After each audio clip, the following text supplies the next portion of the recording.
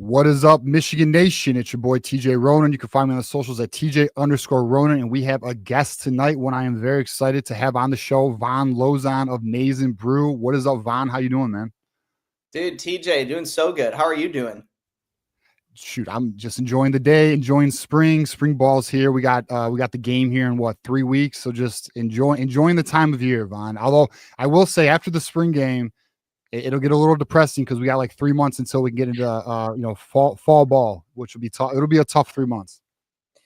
It's usually how it goes for me too. Like once the spring game's over, it's the spring game, it's the NFL draft, and then you get a little bit of like the NFL side of things. But college, I really start to get the itch in early July, like right after the 4th of July, pretty much. And I'm like, oh man, like, football needs to just get here already. So let's savor the moment while we can of spring ball, and we'll get to all that once we get there. But yeah, just enjoying the spring too, man. It's starting to heat up here in Michigan, so I'm looking forward to it. Looking forward to spring ball.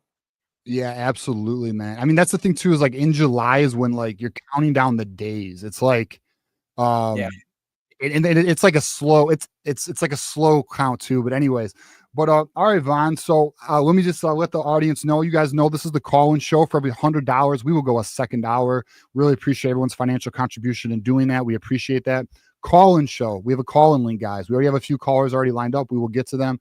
Shout out to you guys. We appreciate you.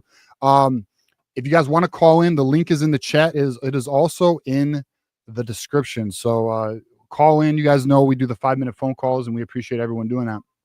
But all right, Von, one of the things I really enjoy doing is when we get new faces on here, we get new perspectives, new ideas.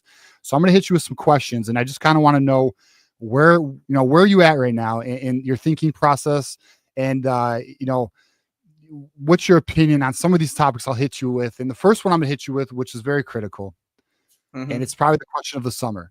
Who is going to be starting, Von? Game 1, snap 1 for Michigan. Oh man. I mean, that really is the critical question. I personally think it's going to be Bryce.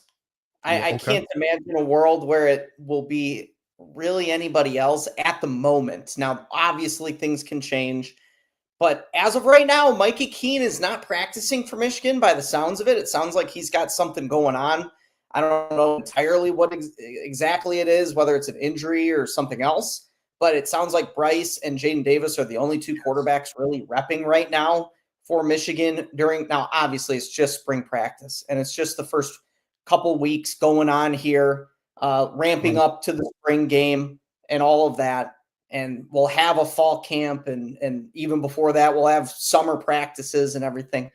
But as of right now, I would slot in Bryce Underwood to be the starting quarterback, week 1, snap 1.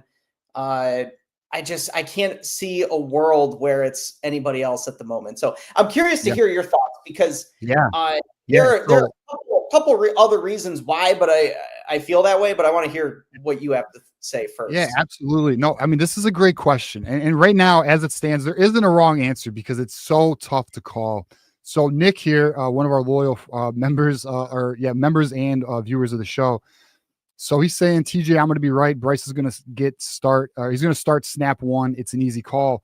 So my position on this, Vaughn, is I feel Mikey Keene is going to start game one, snap one. And the reason why I lead with the Mikey Keene snap one, game one. And it doesn't mean Bryce Underwood will not see reps game one, because he will. He'll get his opportunity to play. But I believe they're going to give the nod to the senior, right? And not only that, the familiarity with Chip Lindsey already, and the offensive line to me is a question. Do you want to put this freshman phenom quarterback in live action territory?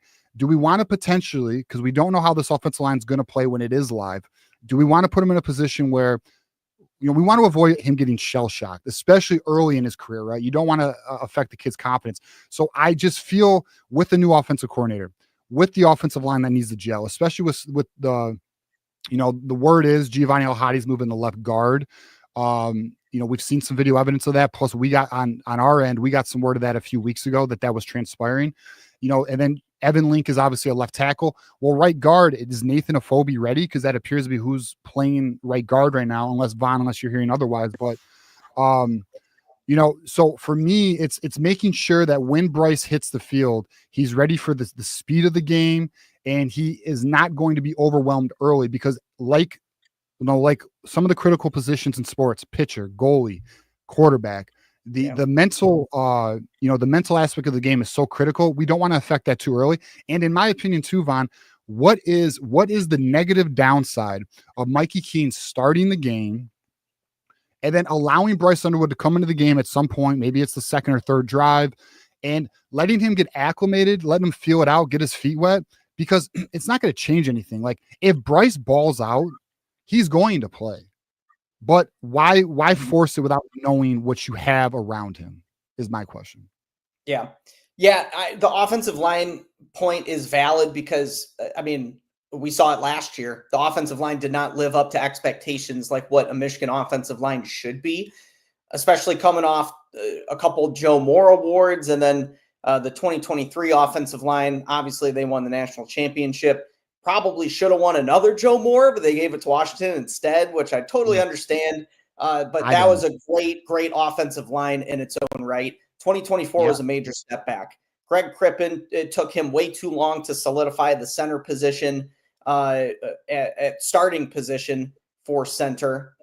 Just the tackle spots were iffy, especially right tackle with Evan Link for most of the season. It was a lot of in and out. And I don't like that, especially along the offensive line, any position. I don't like that, but especially along the offensive line. So I totally understand all of that. I guess my rebuttal to all of what you said, and I wouldn't have a problem if Mikey Keene started week one by any means. I would be completely fine with it. I trust Sharon. I trust Chip Lindsey, especially the point that you said about Chip Lindsey having familiarity with Mikey Keene. I think that does go a long way. He has over 2,000 snaps in college football, which is absolutely crazy. Point to another few guys that have over 2,000 snaps in college football. I don't think there are very many of those. Right. But I usually like to ride the potential as much as possible. And this might get a little bit of flack from people, but going into that 2020 season, I was fully on board the Joe Milton train just because of the potential that he had, the athletic ability, the strong arm, etc. Yeah. Bryce is a little different. Obviously, Joe Milton was already in college for 2 years up to that point. That was his third season, I believe. A little bit different with Bryce. He's a freshman guy. I totally get not wanting to shatter his confidence, but you hear these interviews on Rich Eisen and etc. I don't think he's a guy that lacks confidence. Exactly. He's going to win 2 Heismans and at least 1 national championship. So it's like, I don't think he's a guy that lacks confidence at all. I think if he starts week one and he throws a touchdown and an interception, and that's like it, I don't think he's going to be too deterred going into week 2 at Oklahoma. If anything, I think that would maybe fuel him a little bit more. So I always kind of like to ride the young potential instead of the veteran that you kind of already know what you're going to get. It's a limited ceiling. you can probably win 7, 8, 9 games with Mikey Keene, but with Bryce, you could win 10, 11, 12 games, make the college football playoff, maybe win the Big Ten. So I like the higher ceiling of Bryce over Mikey Keene, and that's why I would roll with him week 1. Okay, so let's hit on that, because week 1, do you think so? Let's just focus. Let's look at the micro. Do we think we're gonna, if Mikey Keene starts week 1, we're gonna lose week 1? Oh no, not at all. It's against New Mexico, right? Isn't that week 1? That's our matchup. Yes. Yeah. Okay, so the way I look at it is, we got nothing to lose week 1. Like that game, we're gonna be okay. We're gonna be okay. And I'm thinking something along the lines of like a 70-30, maybe 60-40 distribution. And I do actually anticipate, Vaughn, that Bryce Underwood is the full-time starter week 3 after the Oklahoma game, which is on the road. Because are you ready to put a true freshman on the road in Norman, Oklahoma? It's a big game. We'll see. Yeah, it is. You're right. I feel it's a week 3. So I'm just projecting that it's, I'm thinking week 3, because I feel like Sharon, if we've looked at how Sharon's actually operated, he's been precautious, right? He's not, I mean, he's aggressive in the sense of, he's willing to, like, for example, going for it on 4th down against like Ohio State and stuff like that. Like, he's willing to do things to win games. But I just feel like guys, him starting the first week of the season, it doesn't change Bryce Underwood's trajectory or career. Like, he's going to be just fine, and he will play game 1. It's not that he won't play; he will play. And guess what? If he does like completely ball out, like his first drive, he takes it, he drives the team 80 yards, and they score, he's probably coming back on the field. So I guess my position is like, why not be precautious and just make sure everything's where it needs to be? Because to JS's point here, Sharon Moore won't start Bryce until he knows who his best old linemen are in the game. And that's the thing too, Vaughn, is we've kind of seen the last, I'd say 2 years, he's kind of rotated some guys to find the best 5 in the beginning of the year. We saw it with Trente Jones, where he moved. I think Trente kind of started at right tackle, then he moved him into a 6-man role. So listen, this is what makes this debate so great, though, because I can see both arguments, but what's the answer is the question. Like, we just don't know. Yeah, no, I see both sides to it too. And like I said, I wouldn't be upset if Mikey Keene were the one trotting out there to take the first snap of the first game. It would not shock me. It would not anger me. I would be completely fine. It's one of those things that when Sharon makes the decision, Michigan fans should be fully on board. And even if it's not Bryce right away, people should not panic and think, oh my gosh, like Bryce Underwood could not beat out Mikey Keene in camp. Bryce Underwood's getting paid all this money to be quarterback 2 at Michigan. Like, fans should not think that whatsoever. Bryce is going to get his time. He's not going to redshirt like what other quarterbacks of the past at Michigan have done. He's going to probably play in every single game, or at least a majority of the games, just depending on situation. I would imagine he probably plays in every game this season. So yeah, Michigan fans should not be deterred or upset or confused or anything if Mikey Keene is QB1 to start the season, because odds are he probably won't be QB1 to end the season. Correct. No, I can guarantee that will not happen. Bryce Underwood will end the season QB1. But I just think you have that experienced veteran, you put him in there. But what's interesting is, I guess, all right, so let's hit on, how about this? Let's hit on these super chats here. So let me give a shout out here to Detroit Wolverine, who has become a member of the channel. We appreciate that. Thank you, Detroit Wolverine. Enjoy your emojis. Enjoy the cheeseburgers. Let the Buckeyes know. We do have Wolverine Casual with a $2 super chat. I kind of wanted to hit on this. So again, we don't know. So we'll caution the speculation, because I don't know the injury. But he says, I think there's a rumor that Keene is badly injured. If that is the case, obviously awful, because you want the veteran presence in the room. But I will say, let's just say hypothetically, there's truth to that.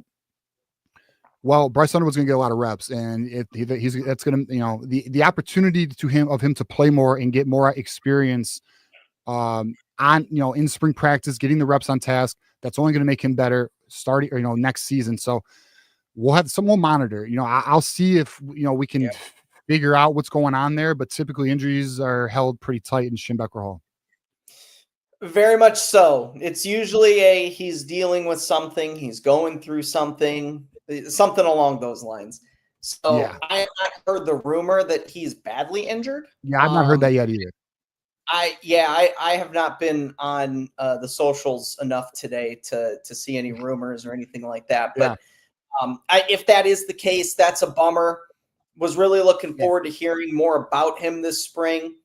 So if he is badly injured, I assume we probably won't know much about his status until July or August. So hopefully he's able to take some reps in this spring. I was really looking forward to seeing it, but I won't speculate too much because I quite honestly don't know anything about the severity, whatever it is he's going through. So it's but if that is the case, I mean, Bryce is going to have an upper hand heading into fall camp.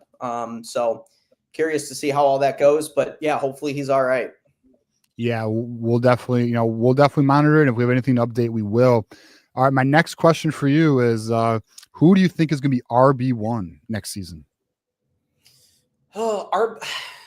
So here's the thing, and I don't mean for this to be like a lame answer or anything, but RB1, I think it doesn't really matter who RB1 is, because they're going to change out so much. Like it's very much going to be a 1A, 1B scenario with Justice Haynes and Jordan Marshall. Those guys, I mean, if it's not 50-50, it's probably going to be really close. With the way that Chip Lindsey operates offensively, I see both of those guys getting a lot of receptions and a lot of targets in the passing game this season. So, and I think both of those running backs are capable of doing that. I don't know about the other running backs on the roster at this point, if they're really able to do that. I haven't seen that ability from Ben Hall. Micah Capana probably could, but we just didn't see any of him last season, which I would have really liked to see more of him because I think he's lightning in a bottle, but that's beside the point. So I do really think with the way that Lindsey operates offensively, I think it is going to be 1A, 1B. They're going to get probably 10 to 12 touches per game, whether it's rushing or receiving. They're going to open up the pass game a little bit with whoever the quarterback is. I mean, I don't mean to give a lame answer, but I really, really think 1A, 1B. I mean, as far as who's going to be the guy that starts the drives, I'll just say Jordan Marshall, just because he was around last year, and I know more about Jordan Marshall up to this point than Justice Haynes. Fair enough. I mean, there's a lot of people who hold that position. Our actually, when we bring in our first caller, Wes Quad, he's actually a former Michigan player. He believes it's gonna be a 50-50 split, but I'm of the belief on that there's no such thing as a true 50-50 split. I know it's something that coaches like to say, but it typically just does not occur. So my opinion on this, so it's actually nice. We got some diversity of opinion here. I think Justice Haynes is gonna see the bulk of the share of the bulk of the attempts. I do think I do believe Jordan Marshall he'll get a lot of opportunity. Like, it's not that he won't play, he will. But I'm thinking something, I think, would you say 60-40? I thought you said potentially. I'm thinking closer to 50-50, but if it is something along the lines of 60-40, I wouldn't be shocked by that either. I don't think it'll be any more than that. Yeah, so I am of the opinion it's going to be 60-40, possibly 65-35. Here's why I believe that. And listen, I'm a fan of Jordan Marshall, I am. But I really believe Justice Haynes is special. And I believe Justice Haynes is going to have a heck of a year. And much like, remember when they tried talking about Donovan Edwards and the Blake Corum, backfield 50-50, but then they really allowed Blake Corum to, although they were on a mission to get Blake Corum the touchdown record. We all saw that. Donovan Edwards was frustrated with that. They sure were. But I don't think that'll be that aggressive, but I think Justice Haynes is I think he's just being older, because like Jordan Marshall was a true freshman last year. What he did in that Alabama game was incredibly special for a true freshman. I just feel they're going to actually allow Justice Haynes to get majority of those carries. And I do think Jordan Marshall will complement him, but we'll see there. I mean, we'll see. I could be wrong on that. I'm just of the opinion that Justice Haynes is going to like when Chip Lindsey was at North Carolina, Amarion Hampton was the running back, and he really leaned on him. and he was the primary carrier, and he was just a hell of a player. I actually envision a similar, now not 1,600 yards, and I think it was like 17 touchdowns or whatever it was for Marion Hampton. Yeah. But I do anticipate 1,000+ yard season for Justice Haynes and a really healthy chunk of touchdowns. And I do think Jordan Marshall will get his opportunity, but I think being a true I don't know if he burnt his redshirt year. He might have. If he's not a redshirt freshman, he is a sophomore. I just think his time will come, just like it was for Donovan Edwards, where he kind of, even as a freshman, didn't really play a lot his freshman year, as much as you would anticipate maybe for like a 5-star. But we'll see. We'll see. I could be wrong there on that one. Yeah, Marshall did not burn his red shirt last year. I think he only played in three games, and the bowl game doesn't count towards a red shirt anyway. Correct. Okay. So he's a redshirt freshman, like he's got time. And a lot of running backs don't leave to the NFL in just 3 years anyways. So we'll see. I could be wrong there. That's something we'll monitor. And if I am wrong, we'll take it. You could be right too. You could be right. And that's the thing about, talking about all this before the calendar even flips to April. It's so many different things could happen between now and when they suit up August 30th, I think is when their first game is. So, you totally could be spot on, because I do believe that Haynes has a little bit more of the home run hitting ability than Jordan Marshall does, which not that Marshall doesn't, but just the way that Haynes runs, he just has that extra gear once he gets into the secondary that I really like that as ability in his game. So, yeah, I definitely could see Haynes getting a little bit more of the bulk of carries. But I think at the end of the day, as far as touches are concerned, with rush attempts and targets, receptions, whatever you want to say, I think it's going to be pretty dang close. So, if it's above 60, 65-35, I don't really see it being that high personally. Yeah. But, that's, again, we're talking on, at the end of March here. So, you know what, Vaughn? We will circle back. We will circle back and remember that conversation. Yeah. We'll circle back in the season. But all right, here's my next question. This is a big one, Vaughn. I'm real curious on your thoughts on this. What's your thoughts on the program overall and the trajectory of it? Like, big picture here. What's your thoughts on what Sherrone Moore has built, the way things seem to be trending, and the outlook for the future? Like, what are we thinking here? As of today, March 27th, 2025, I really do believe Michigan is in a very healthy spot. Yeah. They've got their quarterback of the future locked in. They've got a nucleus, or currently at least, at running back with the guys that we just discussed.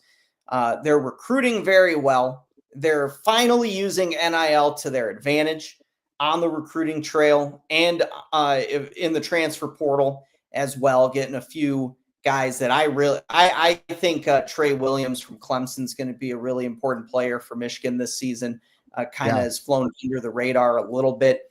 But a lot of the transfer portal guys that they got, I do like them. And it would not have been, they wouldn't have been able to get these guys without the revamped NIL system that they have. With Sean McGee, with everybody buying into it at this point, even Ward Manuel, the athletic director.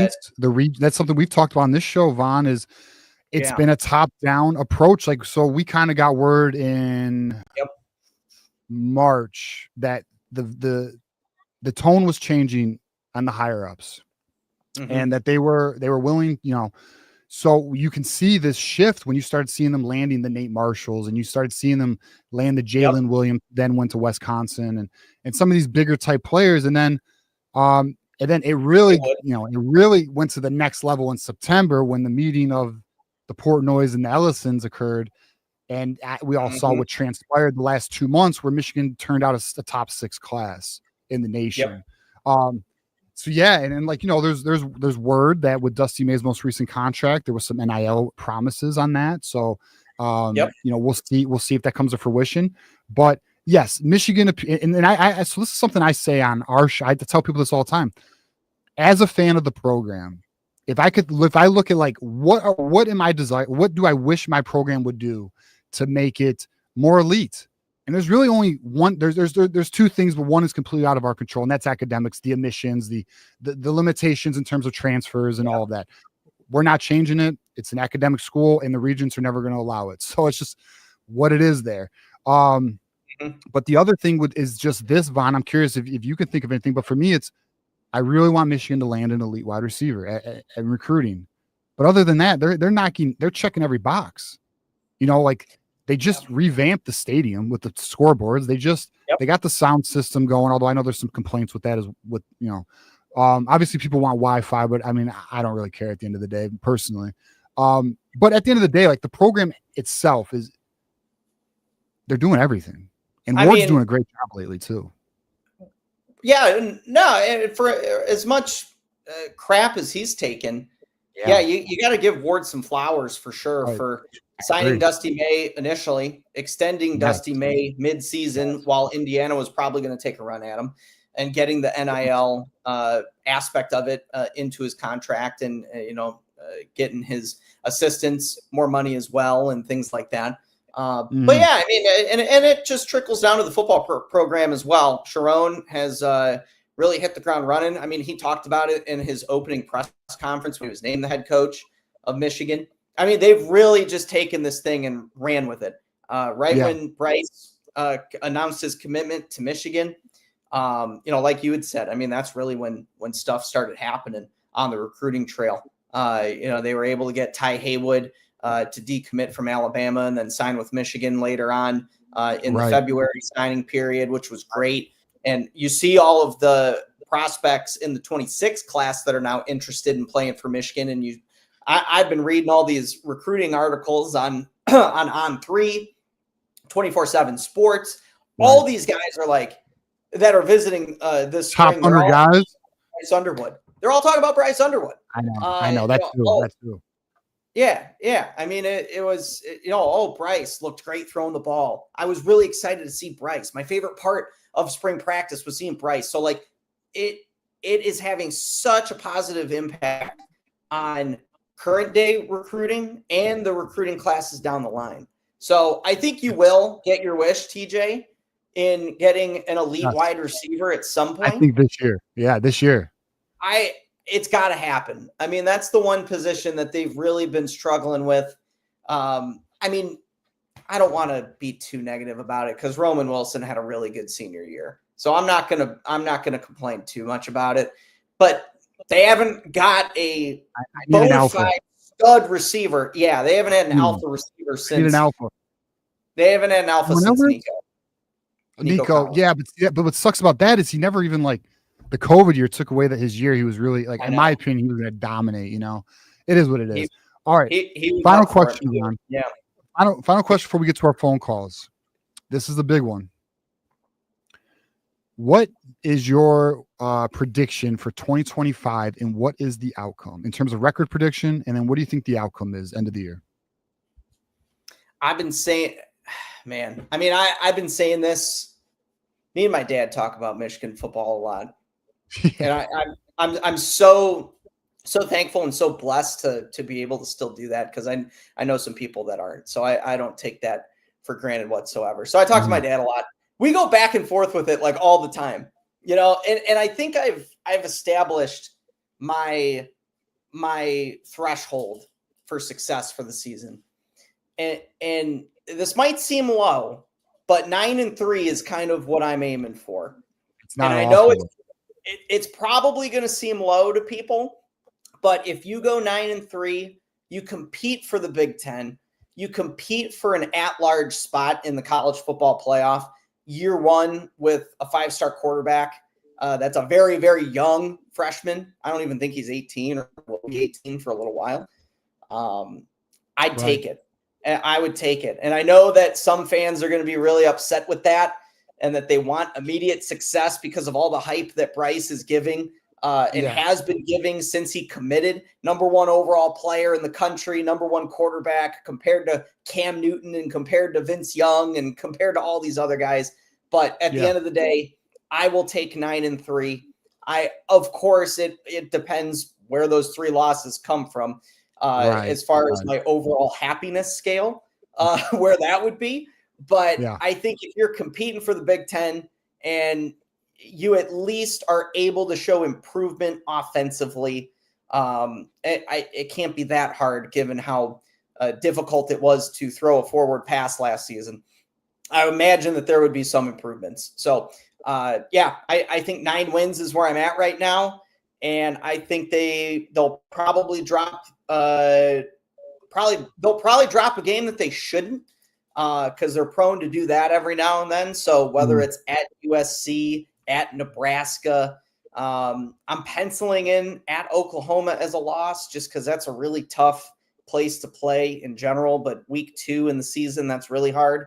So yeah, I mean, at the end of the day, I think 9 wins. Where are you at?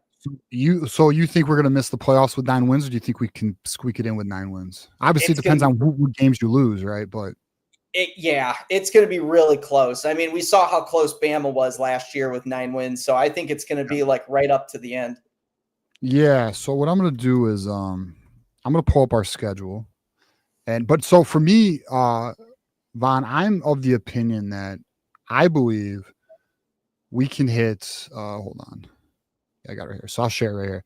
I believe 10-2 is actually feasible, and that's not like pie in the sky. I just, when I look at this schedule, and I know you mentioned the Oklahoma game, their defense is very poor. They do have John Mateer quarterback, so we know they've upgraded that, and it won't be an easy game. And you're right, it is a hostile environment, which is again kind of what leads to my Mikey Keene narrative that I'm pushing. But Central Michigan obviously will handle it. At Nebraska, I'm just not afraid of Nebraska. Dylan Raiola, listen, as a true freshman, he just didn't have the greatest statistical year, but I mean, he was a true freshman. You can only ask for so much. Wisconsin's garbage. USC's a mess. Like, they're a mess. Lincoln Riley's seat's warm. They're acting like it's not. Washington is shaky, although I know they got us this year, but if we had a better quarterback, I feel that result would have changed. Little brother's little brother, not afraid. Purdue, not afraid. They're bottom feeders at the moment. Northwestern's at the bottom of the food chain. Maryland, for some reason, always seems to give us a little bit of a tough one. I mean, to me, I'm looking at a 10-2 year. And by the way, I do believe we're winning this game. I do. Well, it's at home. Michigan has won the last 4. There's no reason that you should think that they're going to lose. Just saying. So, I would put that in as a dub right now, too. Yeah, I just look at the schedule and, like, it's not a tough schedule. So, in my opinion, I think we're looking at 10-2. I'll say this, Vaughn. If it's 9-3 and Bryce Underwood looks so promising, I don't think anyone's going to care. Like, the future will be just so bright. And I know we got some people in the chat, and I'll pull them up. They're like, oh, well, 9-3 is just not good enough. 9-3 is a failure. 9-3 is underachieving. Shout out to AD and Moose, by the way. Shout out to you guys. We got Rashad here with the 10-2. But like, the point is, like, if Bryce is balling out and you're seeing some of these young guys, and you're seeing this offense really reach its potential, which there's some early indications that this offense has some high tempo to it. This offense has some air yards to it, which would be a blessing considering our longest pass last year was 36 yards. So I mean, there's like, listen, this fan base would be quite happy with 9-3 if things look how we anticipate they could. But so I'm of the 10-2, and I do think we make the playoffs, Vaughn.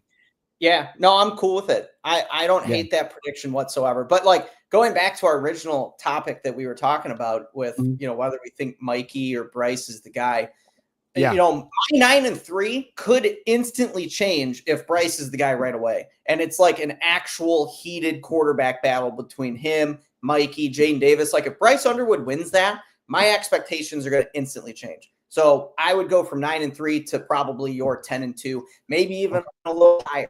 But as of right now, I'm sticking with the baseline of 9-3, with subject to change if Bryce actually beats out the other quarterbacks in fall camp. So, I know the schedule sets itself up so nicely because you don't get Penn State.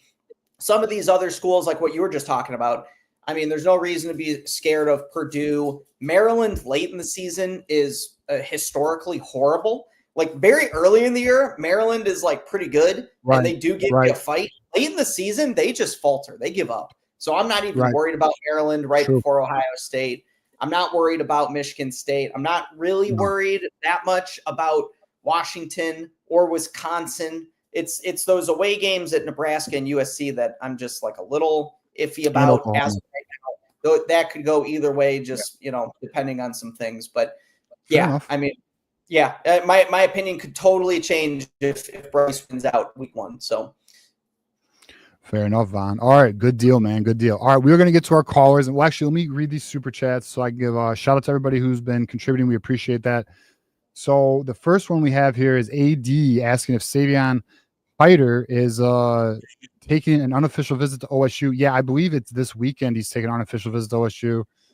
He is what it is. Hopefully, I will. So I guess the question is, why is he not taking one to us? There's some speculation that with the Javion Osborne, things seem to be trending Michigan's way. Although I know, I think what Notre Dame's trying to make a move there with Osborne, but I think it's one of those things with Hyder. Sorry to cut you off. I think it's one of those things with Hyder where it's he wants to hit some of these schools that are on his top list that he hasn't really gotten a chance to see yet. A whole heck of a lot, especially this year. So I expected him to hit Ohio State. I would expect him to return to Michigan at some point. I don't know if it's going to happen this spring, but he does have his official planned out. So he, at the very least, will get back on his official. But I wouldn't be worried about this visit to Ohio State. Yeah, his official visit is planned. I actually have it here. His official visit is June 13th through the 15th. So we'll see where it goes. I mean, I will say it would be nice to get him up for an unofficial though, especially personally, I prefer Savion Hyder over, or maybe is it Hitter? Let me double check. Is it Hitter or is it Hyder? I can't remember. I've been saying Hyder, so I think you're right on that. Yeah. It's Hyder. Okay. You just never know. I don't know about you, Vaughn, but occasionally I get cooked by the viewers for not saying last names correctly. It's tough. Yeah. I try to pronounce people's names correctly, because we do a podcast in the fall where we do picks, Vegas picks, and getting Nico Iamaleava the first time was not fun. So it was brutal. Yeah, so we got Wolverine Casual for the $5 super chat. Is anyone else medium concerned about O-line? Bryce could be God's gift to football, but if he gets less than 2 seconds back there, it could kill his confidence. Yeah, I mean, I do have the shell shock David Carr effect concern for me a little bit. We'll see. Maybe the offensive line is going to be just fine, though. Wolverine Casual, $5 super chat. Apparently, Sincere Brown has sped up a lot since high school. Yeah, let's talk about I've heard. All right, so he ran a verified 4.41, very productive. Suddenly, I want him very badly. Yeah, so what do you know about Sincere Brown, Vaughn? You got any info on it? I'm sure you're aware that Michigan's reached out to him, and that's kind of where we are with it right now. Yeah, I saw the story by EJ Holland on the Wolverine. Yeah, 6'5", 4.4s. It could be 4.49, and if you're 6'5", that's fast. That's some good speed. Yeah. So Michigan is clearly looking to upgrade in the height area of the wide receiver position. Whether they add through the transfer portal this spring or not, it's been pretty apparent that they are looking to do that. So they added Jamar Browder through the freshman ranks, Jacob Washington as well. Those two guys are, I think, Washington's 6'3" and Browder 6'5". You got Donovan McCulley, who is 6'5". I know people aren't super high on Amorion Walker right now, but he's a tall receiver. You still have Peyton O'Leary. So all of a sudden, you got a lot of big-bodied guys in your receiver room. And to see them going for one more, they really want to revamp that wide receiver room. So Sincere Brown, super big, super fast, was pretty productive at his last stop. So if they end up getting him, I think that'd be a really good addition because he's getting a lot of offers from other big-time schools like Texas A&M. I saw he had an offer from some others in there as well. So that'd be a big-time addition, man. Yeah, I'm all for it. I want it. A lot of people are concerned with his 11,300 meter because it's not elite. It's just solid. Well, I mean, it's good. It's just not elite. But yeah, I'm all in. I would love to land another big body wide receiver. I think, by the way, my thought here, Vaughn, is I think Donovan McCulley is going to lead the team in yards and touchdowns next season. That's kind of my call on that. I like it. Hoping the Fred Moore news is real because he's getting a lot of hype early in camp right now. All right, we got the truth here. COVID year forced Jim to fire Don Brown, so it wasn't all negative. Yeah, Hey, that's that's true. true. There's the silver lining, man. And it gave us 3 really good defensive coordinators along the way, so not too shabby. All right, and a hell of a run against Ohio State. We'll take it. All right, let's get to our first call here. We got West Quad in the house. What up, West Quad? What's up, man? What up, dog? What up, TJ? What up, Vine? Hey, man, how you doing? I'm all right. Listen, I can't take 93, bro. I'm the more I look at that Oklahoma game, bro. If we just run the Navy offense, just run the ball at them, I feel like that's a dub, bro. But we'll see. I mean, I can't say that I'm 100% right on this, but I don't feel like Oklahoma has the, like, if we play them at night, it might be a little bit tougher on Bryce, because as TJ knows, chips pushed in on Bryce. I don't think we see Mikey King, injury or not, or no injury. I don't think we see him. I think he was brought in to be like a Jack Tuttle, a potential coach type. That's just me. But I mean, like I said, we'll see. But I'm all in, bro. Like I said, 10-2 is the floor. I just don't fear. Like I can see like a loss at SC or Nebraska, but I don't see like that loss that we take every other year. It's like, oh man, what the fuck was that? Like this year, Washington. What happened there, bro? Like, if we had any type of quarterback that could throw a forward pass, we would have won the Washington game, bro. Like, and Illinois, because the second half we actually looked a lot better on defense, and we just couldn't get that on offense. So, but yeah, hey, CJ, I gotta pop my collar. I called. They gave him the deuce. We will see my man from Virginia play. I forgot his name, because Shamari Earls. We will see Shamari Earls. Yeah, it's another one who's been some early indications from not only because, like I said, they don't give that deuce to anybody, bro. Besides, like Sean Crable, which was, why is a linebacker wearing number 2? But I'm not locked in. I just see things, TJ. I feel like I can see things from the outside looking in. So to let Vaughn know, so West Quad here, he actually was on the Michigan team. He came in with the 98 class, right? West Quad? Yeah. Like I said, I wasn't a Tom Brady guy. I was a Drew Henson guy, only because he was my workout partner. And bro, if you were there, you would have been a Drew Henson guy too, bro. Like, that's all I can tell y'all. Like, Drew Henson was like, if you ever seen Varsity Blues, he was like Lance Harbor. Like, this dude, like he threw the perfect ball. Yeah. I know Tom Brady ended up being who he is. Yeah. But if you were there at the time, you would have never thought between those two quarterbacks that's so funny, that he would have been the one. You never would have known, huh, West Quad, that the greatest quarterback.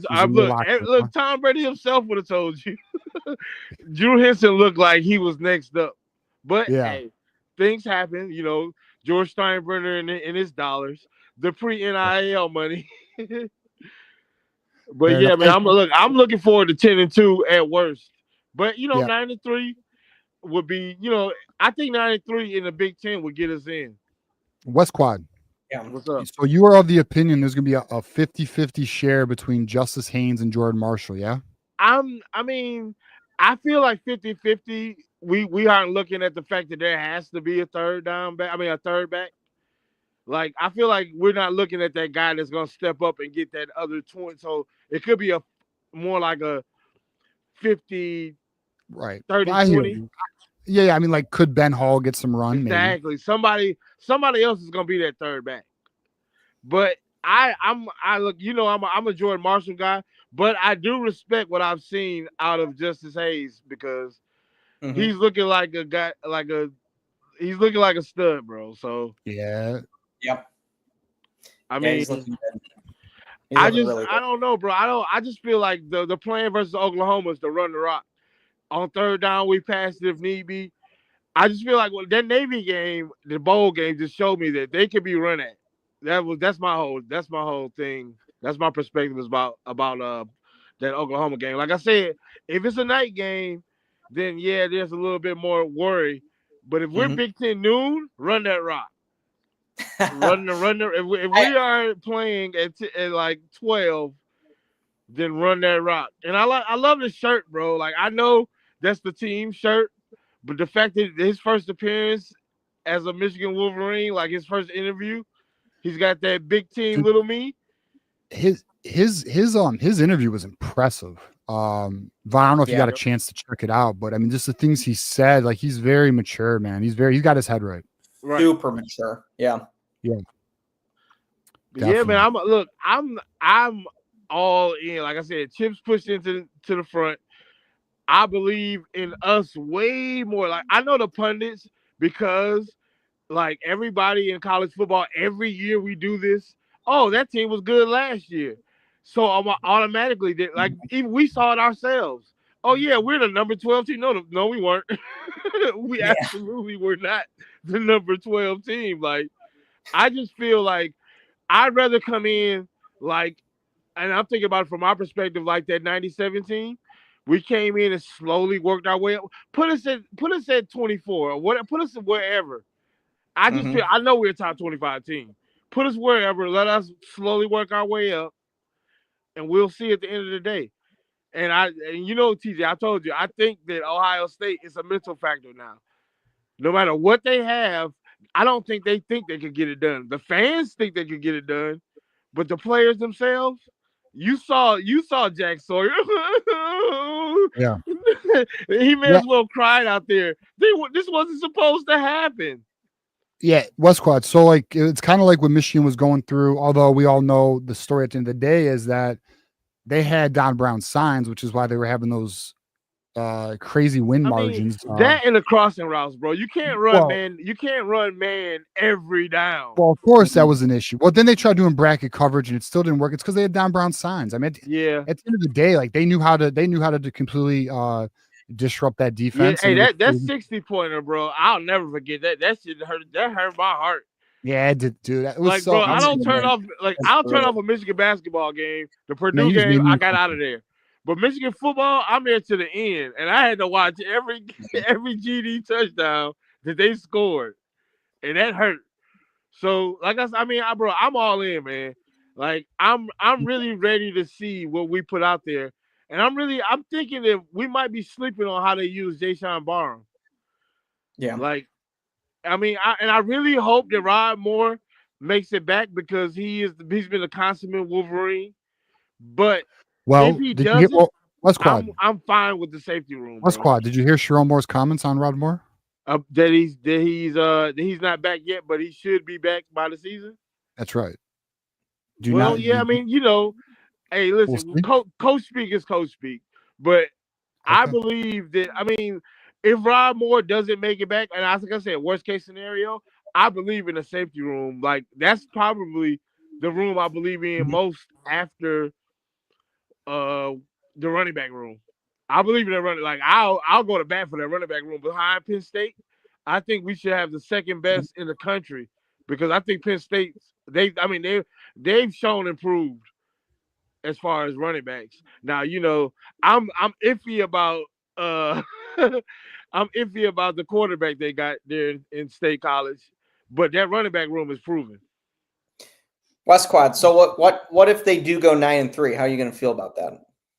Ooh, okay, 9-3. I would be disappointed, clearly, but it would like, hey, like you know, the variable is what are the three? If one of those three includes East Lansing, I'm not gonna like it, bro. Yeah, that'd be a tough loss. I don't even fear that loss. Like they don't have anything in East Lansing that shows me they could be the third loss. Now, if we're talking Oklahoma, let's just say Nebraska.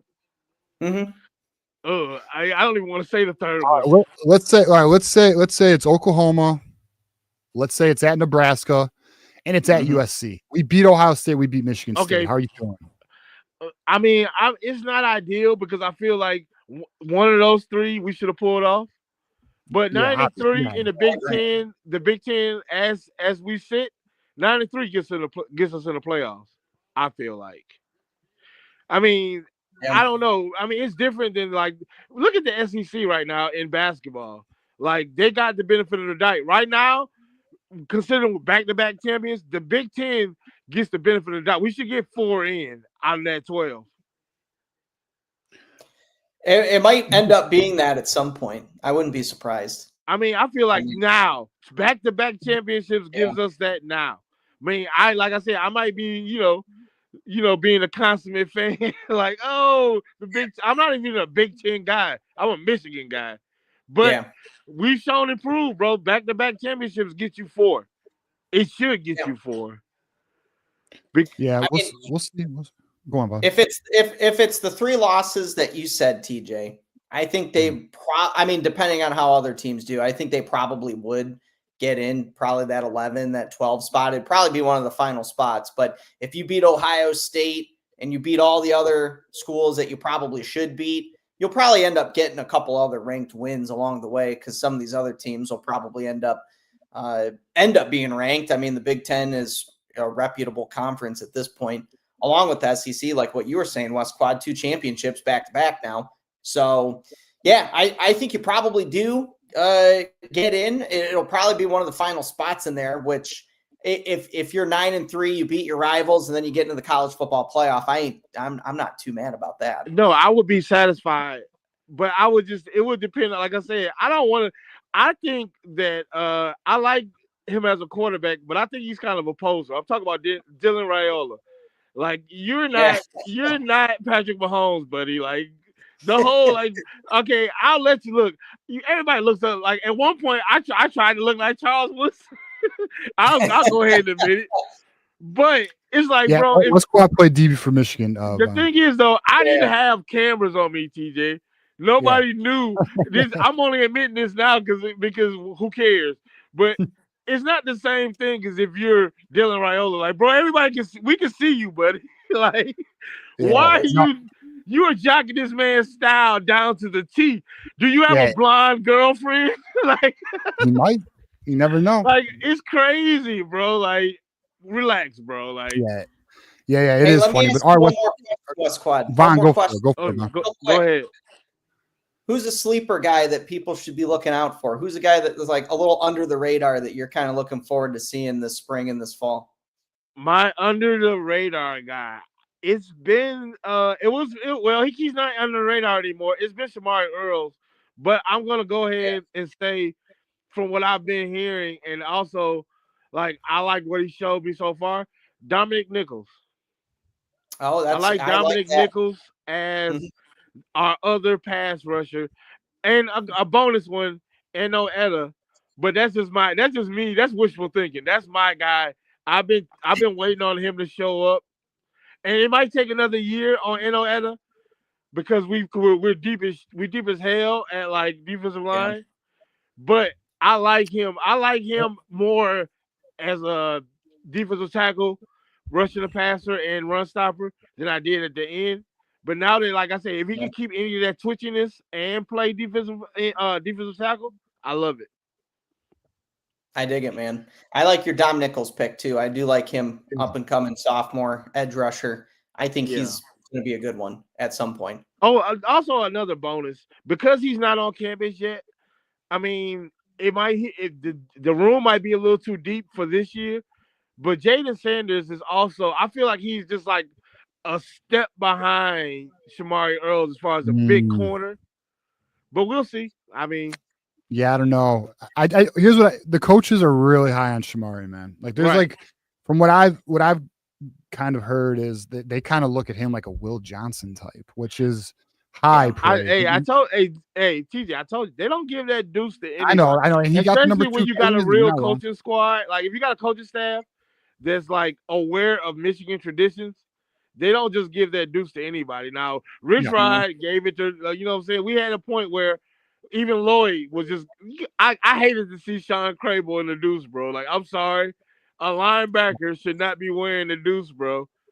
I didn't mind it for Blake Corn because he was that guy. But that's a defensive back number, bro. That goes to our up-and-coming stud corner. That's just my perspective from from where I've been, where I've seen Michigan football, I just feel like that dude should go to the corner. West Quad, give us your final thoughts here so we can get to our next caller. And Vaughn, Vaughn is actually, give us the next call and then we'll get Vaughn out of here. But give us your final thoughts. I'm sorry, West Quad, final thoughts. Final thoughts. Yeah. I'll take 9-3 as the floor, and I'll take one loss as the ceiling.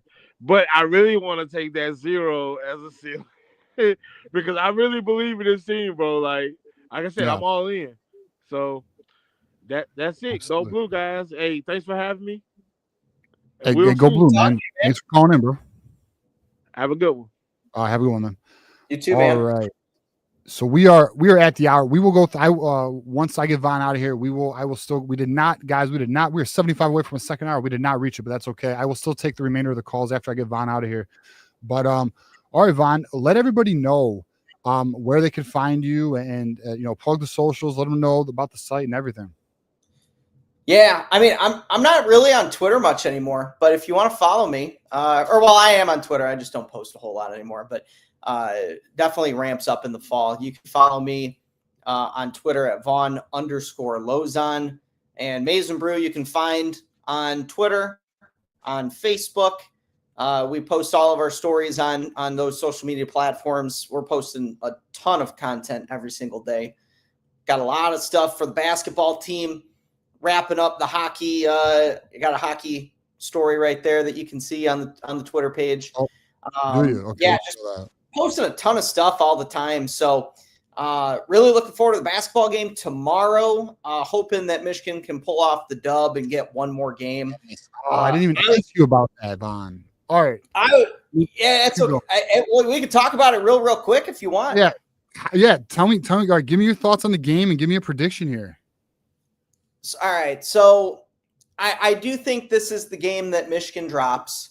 I felt like I was selfish because I was talking to our main basketball guy on Maize and Brew. His name's Kellen Voss. You may follow him or not, but he's really, really into basketball. He predicted a close Michigan win, and I was like, man, if we can get one more win, get another weekend out of this, I feel like I'm asking for too much. I'm being a little greedy.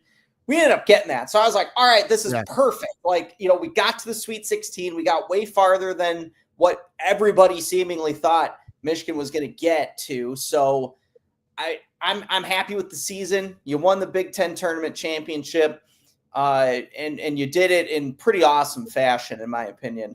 And you avoided the upset, and then you upset Texas A&M in the round of 32. I think Auburn's just a wagon. I think they're really, really good. Jani Broom is one of the best players in the country. But, hey, I think it'll be close. And, my boy Kellen Voss was right about the Texas A&M game. He thinks Michigan at least covers tomorrow. So it should be a pretty close game. But I do think Auburn wins, unfortunately. I think it'll be like a 5-6 point win for them. So it'll be close, but I do think that the run stops tomorrow.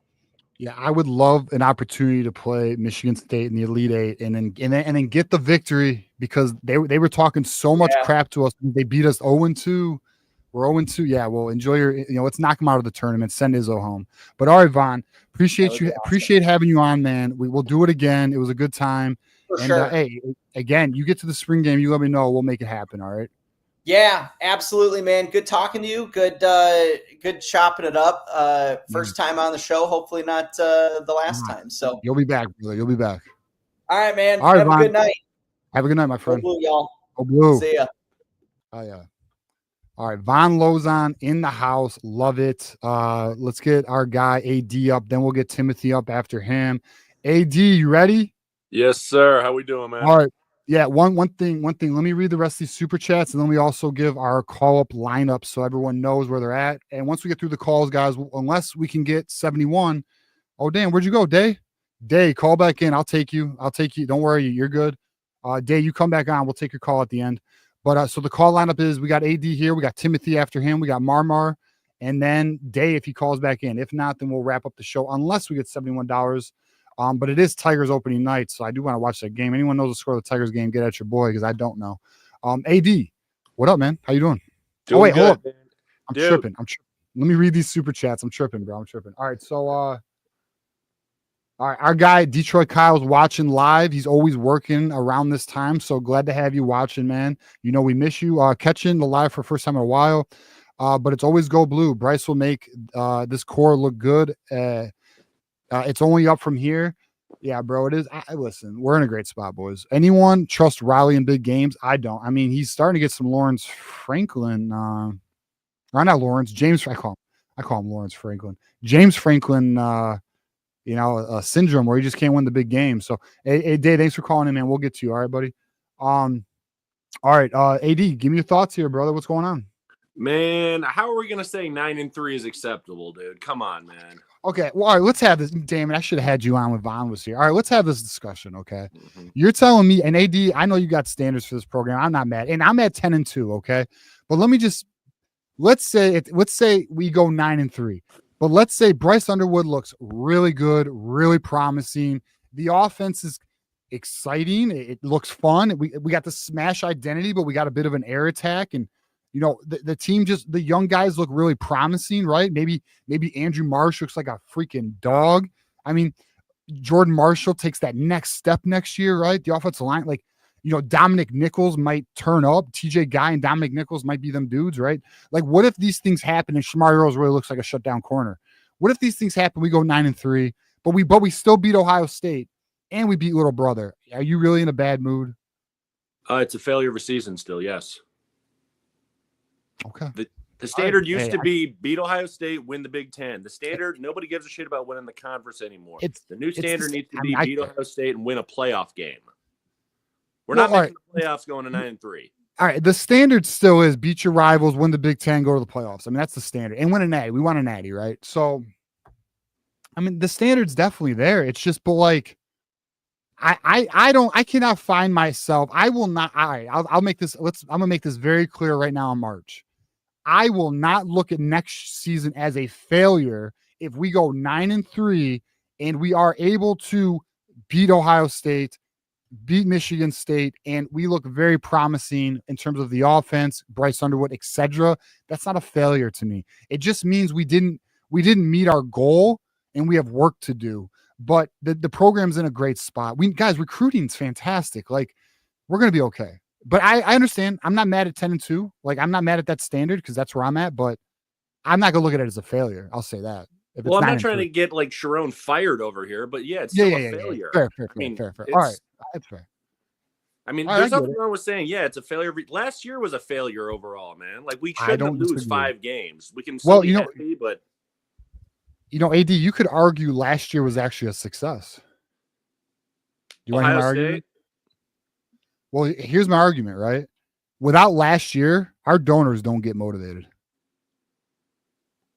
We'll put a batter in their back for sure to go it definitely charged the donors up. It got us Bryce, guys. If that quarterback situation wasn't that dire and recruiting wasn't getting slightly uncomfortable with the way the team was trending record-wise, you don't get that motivation like the administration, guys. This went from the regions down to AD, down to the donors.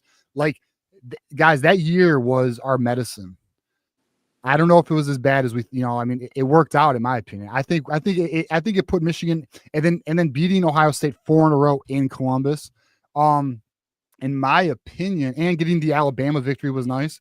In my opinion, last year was actually when we look at things, when we look at our next national title, we're going to look at that year as actually the beginning because Bryce is going to bring us a natty. I retract my previous statement. You are right, and I was wrong. Last year was a success for all the reasons you said, because Sharon taking in the first year, man, as his first year head coach, the lack of talent, the quarterback situation. You are correct. Last year, at the end of the day, was a success. You are right about that. Hey, you didn't. Maybe I missed it.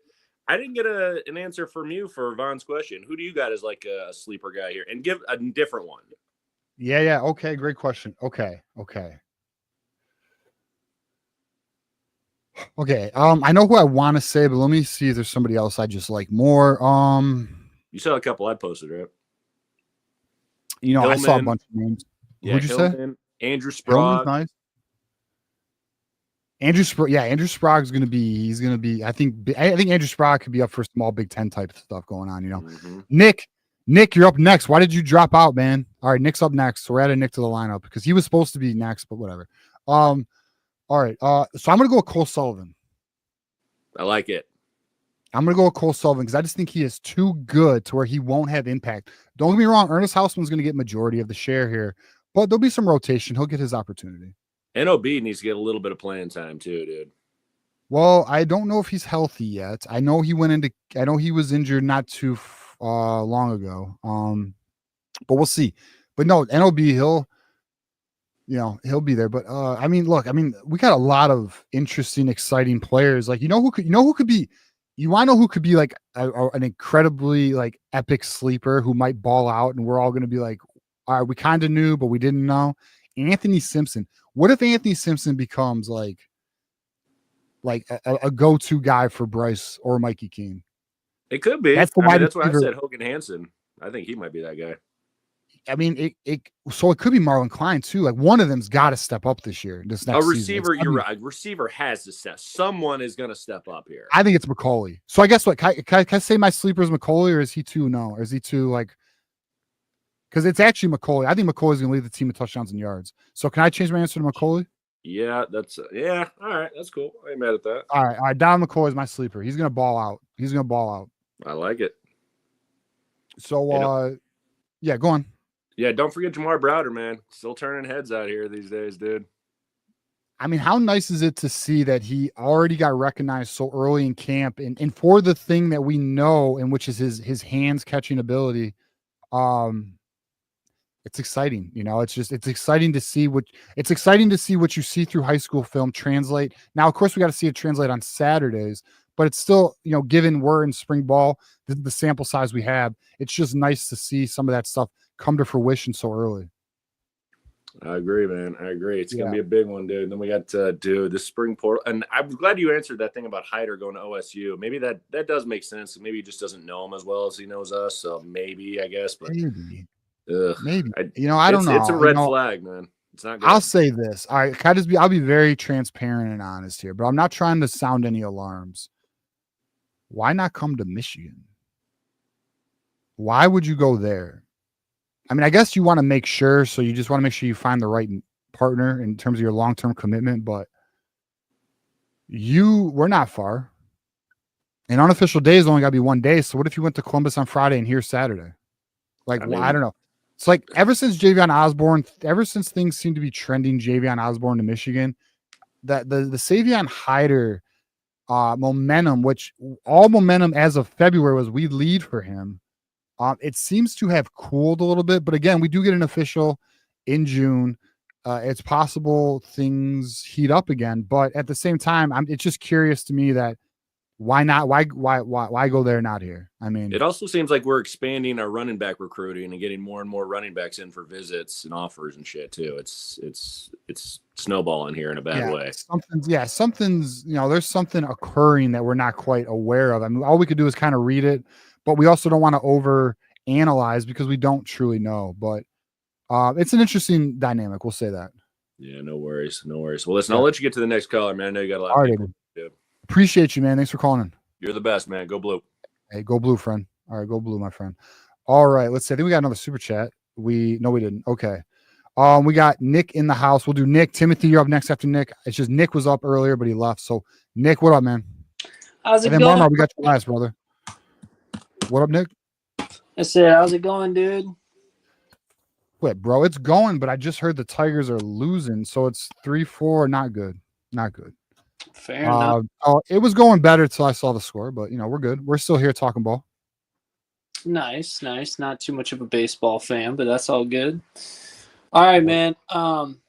So player to watch. Yeah. Okay. I'm gonna go with Kendrick Bell.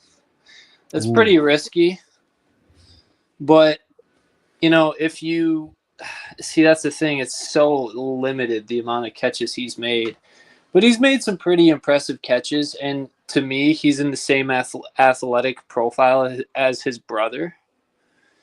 So whenever you have that ability, I think he's got that deep threat capability, basically. He's a twitchy athlete and just kind of a freak. And a tall, isn't he like 6'3", something like that? I mean, he's a pretty tall.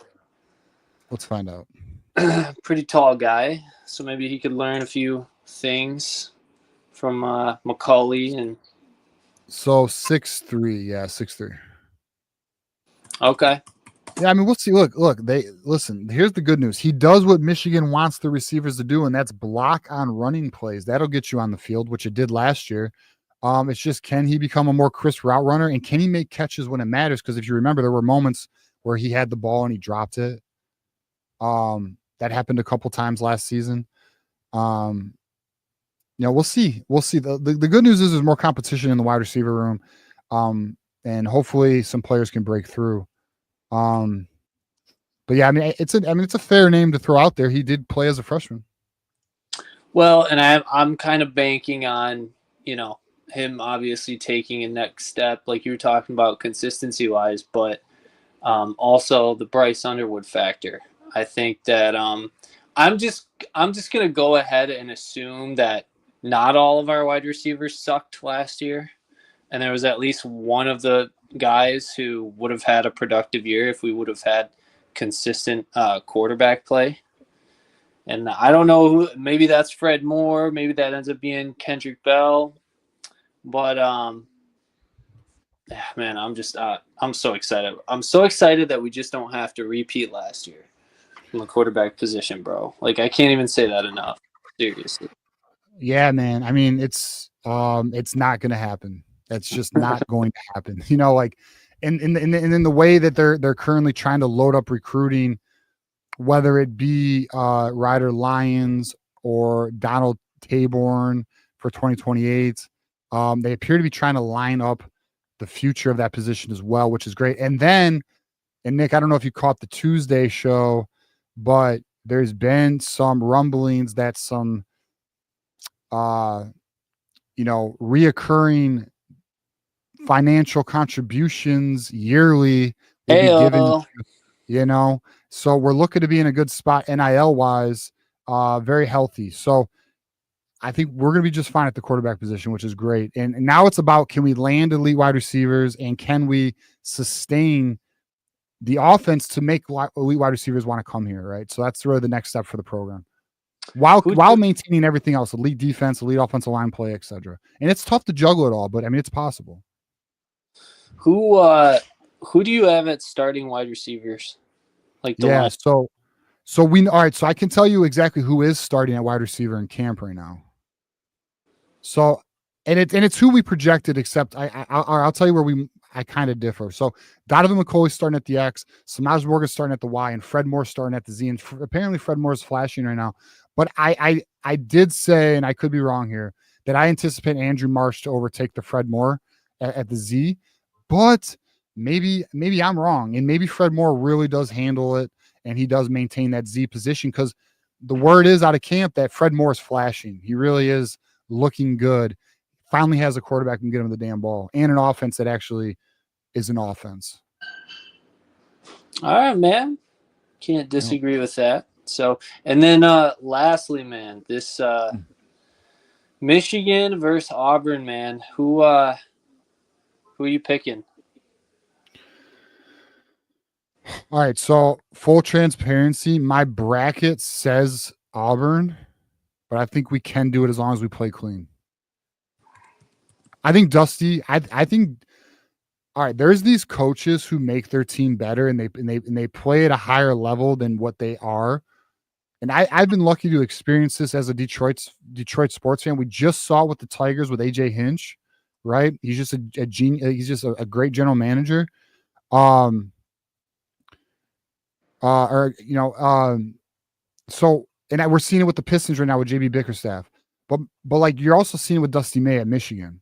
And and that's why you saw them win 27 games, I think we can win this game. I think Dusty May knows how to get his team ready for the big games.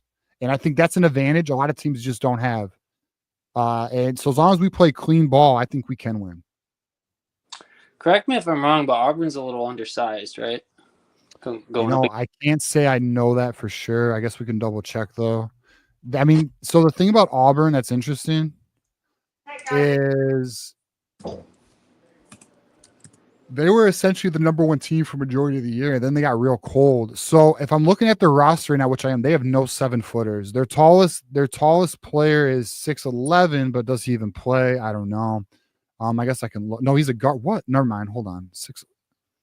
So they do have a guy by the name of 6'7", or by the name who is 6'7". His name is Dylan Cardwell. I don't know if he plays though.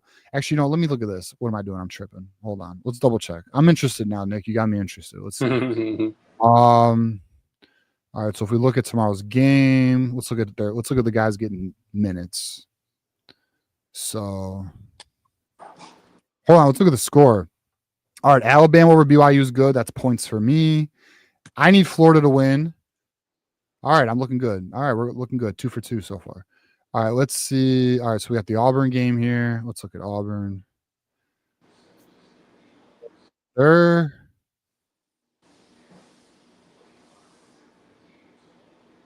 all right. They're forward. They're power forward 6'10". Okay. Their center who is 6'11". So they have a 6'11", 6'10" front court. Yeah. I'm really interested to. Well, first of all, I think we have the much better coach, just from an X's and O's standpoint. So that's going to be interesting. Well, Bruce Pearl's actually not a bad coach. He's pretty experienced, but Dusty might be the better coach. Oh yeah, I think Dusty is for sure. Not saying Bruce is bad, but I've just seen better. Not like super impressed. He just has loads of talent, which is good for him. Yeah, man, people are kind of talking about this Auburn team like they're 2018 Villanova a little bit, and just kind of dominated most of the year, man. They got cold though, and like coming into the tournament, they lost like 3 of their last 5 or something. But see, that tells me that they're not that though, because that's not a characteristic of a national champion. I don't know when a national champion in NCAA basketball lost their last 3 out of their last 4 games of the regular season. Yeah, right here. So right here, they lost 3 of their last 4. Yeah, and they lost to Texas A&M, who we beat. Just I don't know, going on a losing streak. Either way, that's not a good thing. It happened right at the end of the year. And who have they played? So they played Creighton, who's solid team. Yeah, they're actually pretty good though. Yeah, but they're not what they were last year though. Not even close. But yeah, man, I don't know. I think I'm gonna go with Auburn.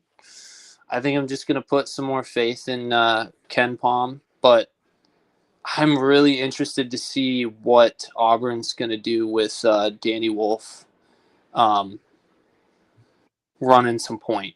I think that really might throw them. So, and I agree with you. I think they have a chance. So I think they have a real chance. I just ultimately, I don't know. I think Auburn's a really good team. I don't think they're like a supernova type team, but like Villanova was. But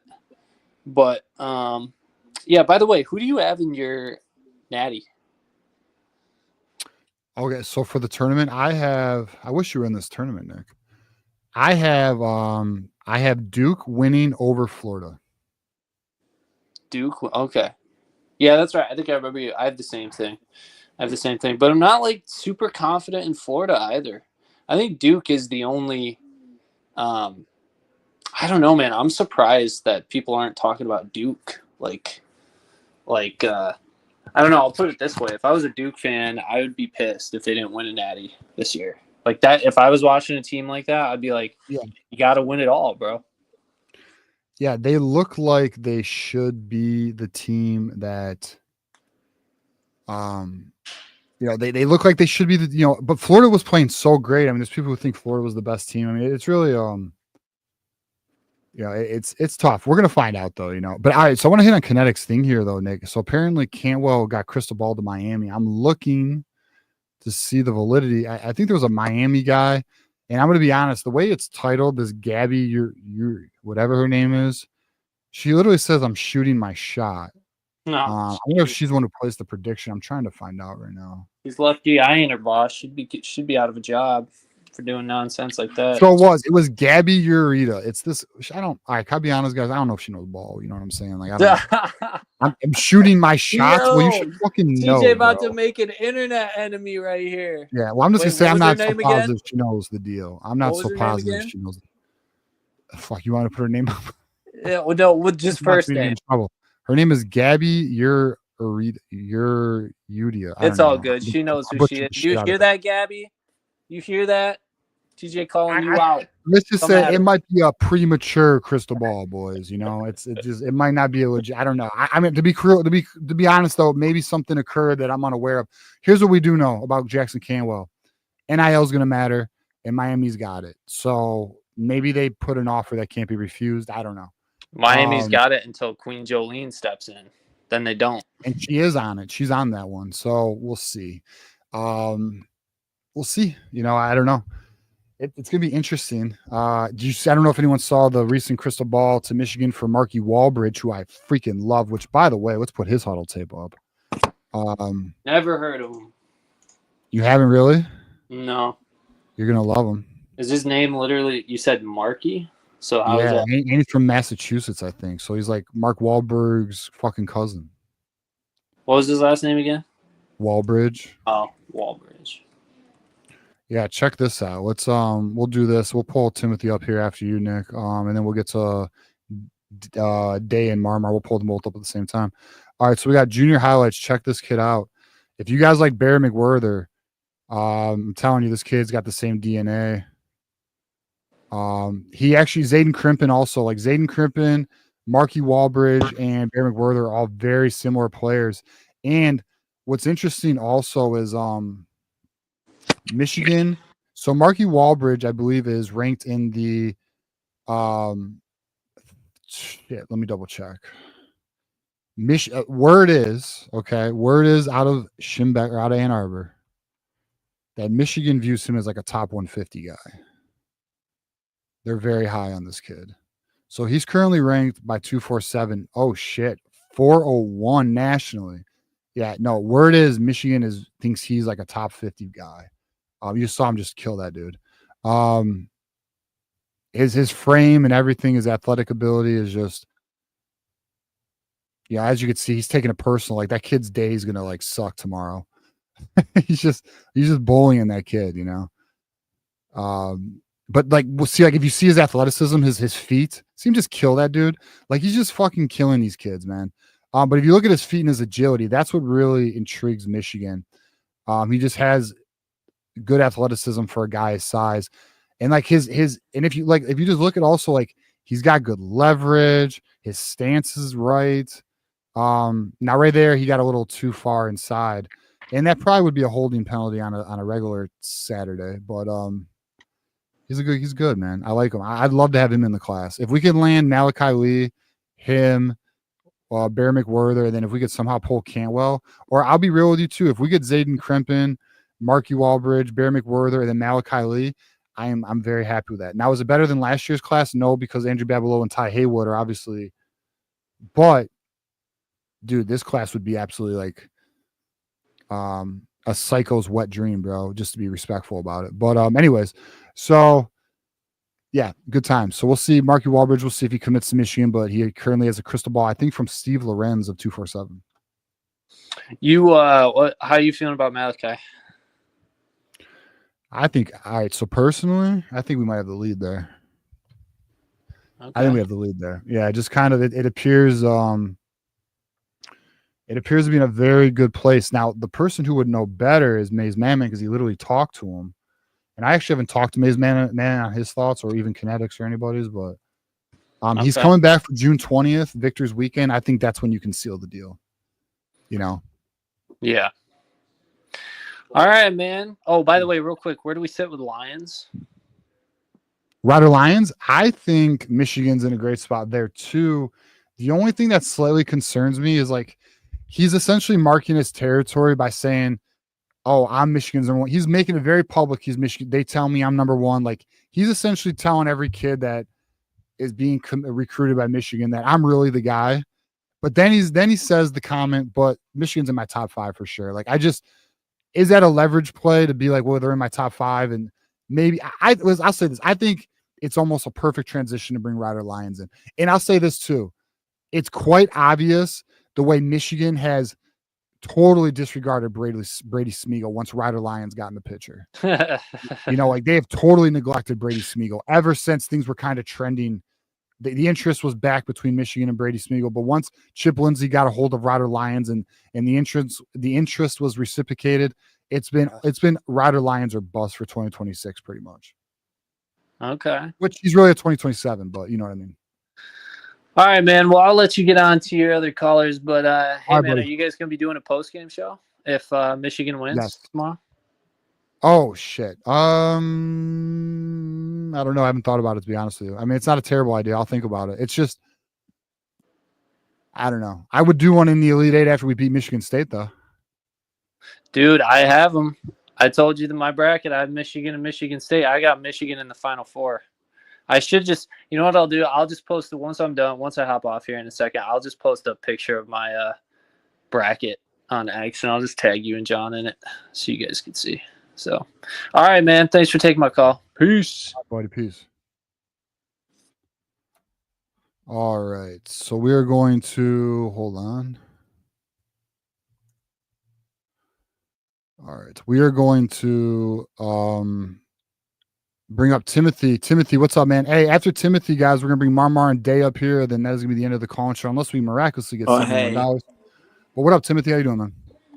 Good. I just got some insights that they are doing a spring game. Ohio State. They're gonna do a spring game. But it's gonna be similar to Michigan spring game. They're not gonna do the defense versus the offense. What they said on their channel. He told me this that the grade team they're going to have their own offense, their own defense, and the red team they're going to have their own offense and defense. Yeah. Hold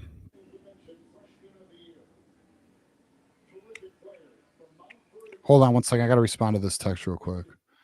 All right. Well, then what's your thoughts on Ohio State mimicking Michigan spring game? Huh? What is your thoughts on Ohio State structuring their spring game that way?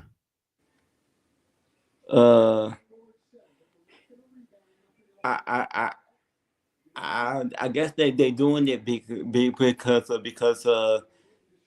they realizing that they might lose to Texas. So this is a last minute thing because at one point they wanted at one point they had canceled it, but now they're saying that it's back on, but they doing it a different way. Okay. So Timothy, you got this show going on.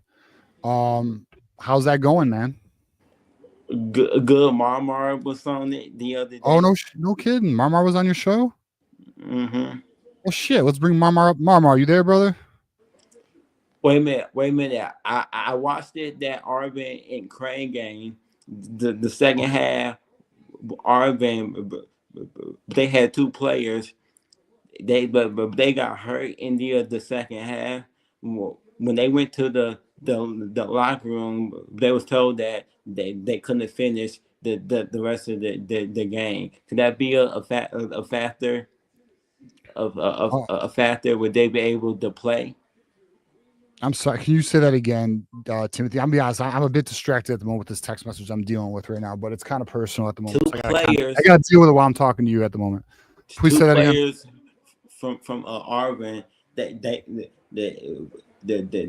second half again, but Creighton, but they got hurt, and when they went back to the locker room, both the players was told that they couldn't return. They had to sit out.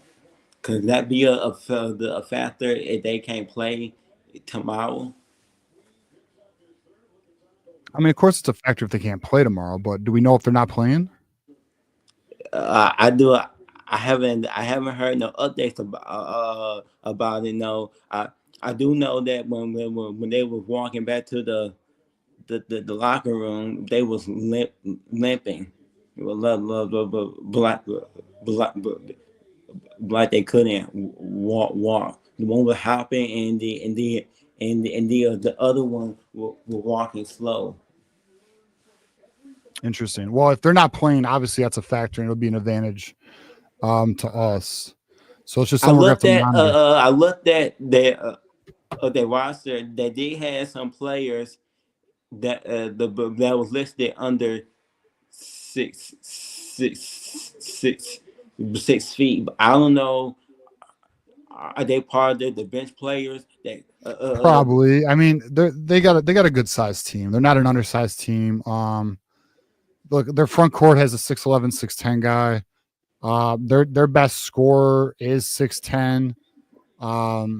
They got size. I mean, their guard is 6'7". They have a 6'7" guard who's averaging 12.5 a game.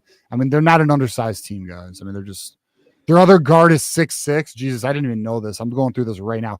Their other guard, who is their third leading scorer, is 6'6". And then they finally have a guard who's 6'1", who's a freshman, averaging 11.5 a game. I mean, they're a pretty good sized team here. Yeah, was since the tournament started, they had me starting off slow though. Yeah, you said Auburn started out slow? Yeah. I mean, I thought they've handled business. They've had some pretty convincing wins, haven't they? I mean, I've kind of been following that Auburn Creighton game, because they was expecting to blow them out in the second half, but they were down by 2 points. Yeah. Well, that's true. That's true. But they did win by 12, so they did handle business. But all right, give us your score prediction. What do you think the score prediction is going to be for Michigan Auburn tomorrow? Yeah, I think it's going to be a defensive game. If we win, it's going to be a close game. If they win, they might win by double digits. But the other day, they had the other day the batting odds, and they opened up the Michigan the favorite to lose by 8 points. Then the 8 points and a half, but then it went down to 6.5. But now it's at 9. But now it's at 9.5 now. With the spread between Michigan and Auburn's 9.5. It opened up at 8.5, but then it went down to 6.5. But now it's at 9.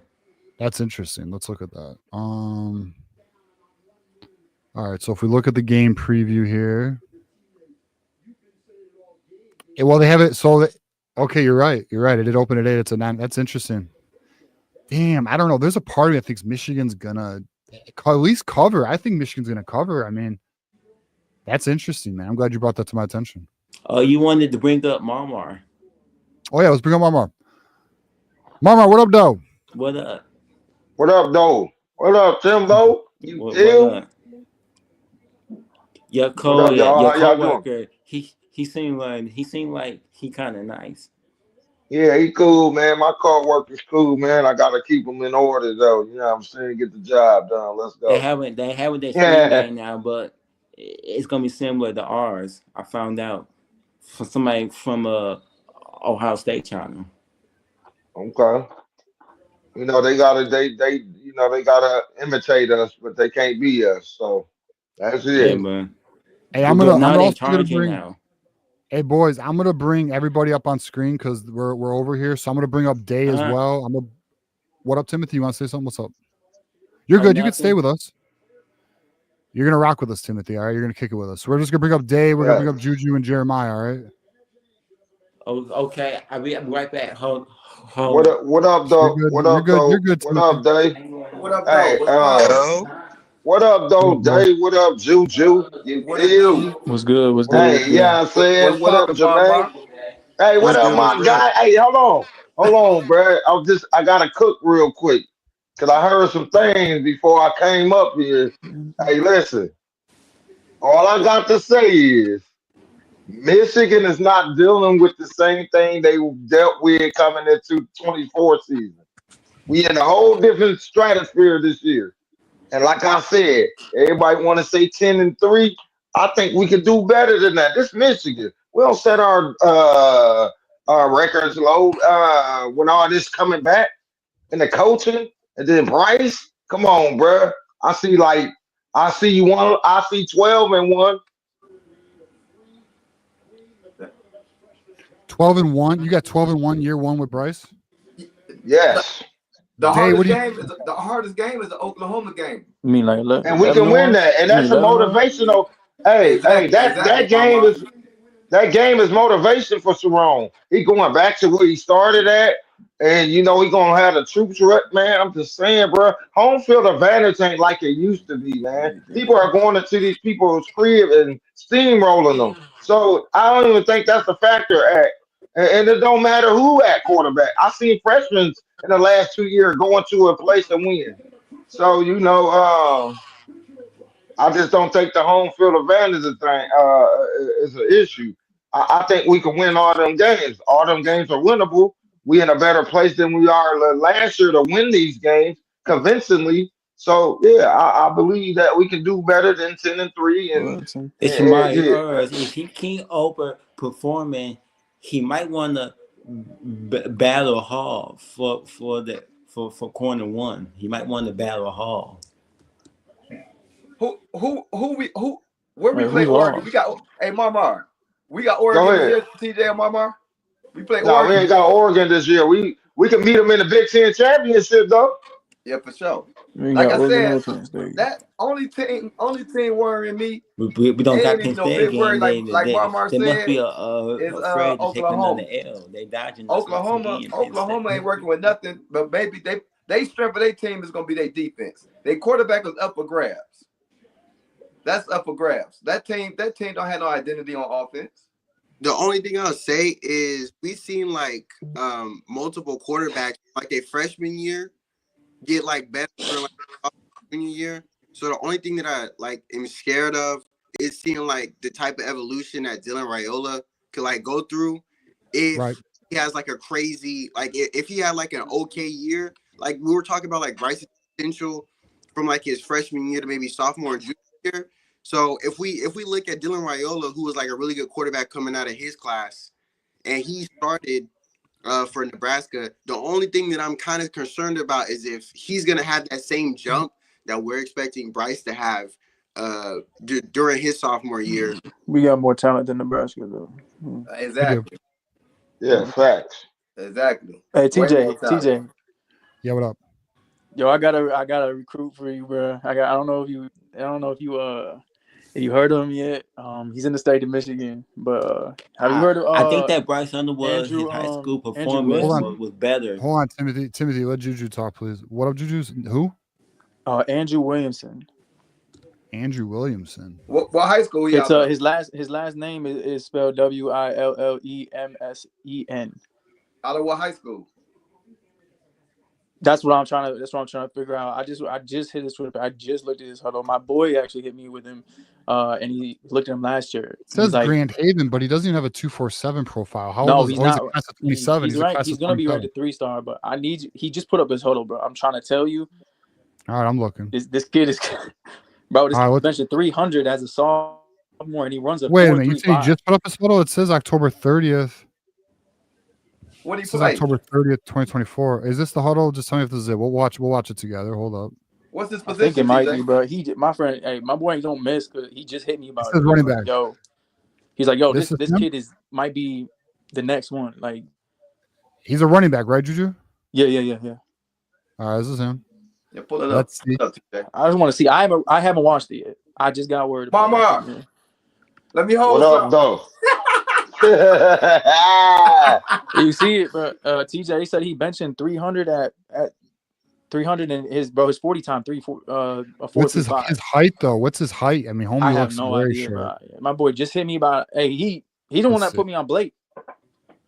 He the one that first seen Blake. So yeah, he's a 2027, so it's real early for him. I mean, that's we're what 2 I'm years saying. away. But Trevor, you know who Trevor McCune is, yeah? Of course. He just reposted about him too.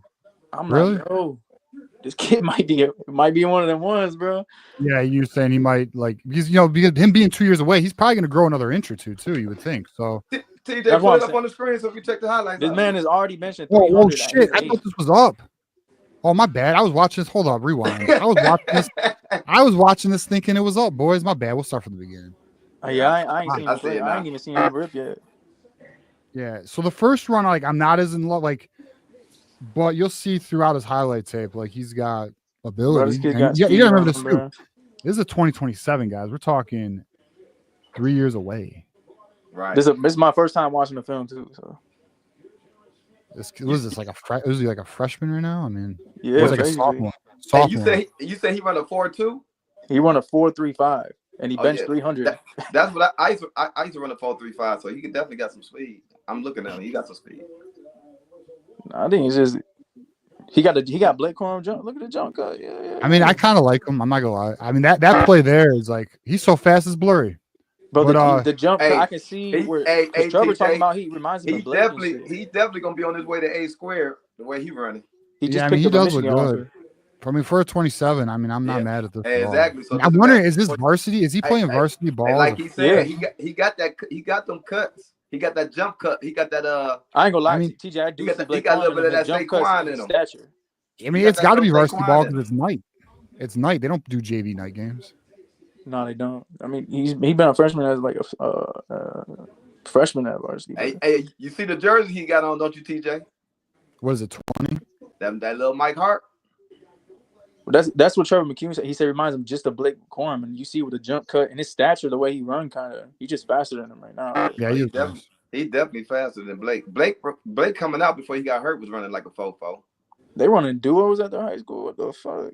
And he good at reading his blocking. He got good vision.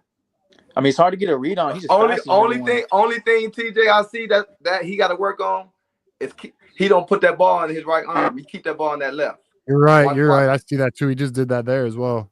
I can't get a read on it right now, bro, because he's just faster than now. Everyone. It's cool that he run into that left side, but when he cut back into that right, he got to learn how to switch that. Well, he's got in the left there, so he's definitely. But he needs to do it.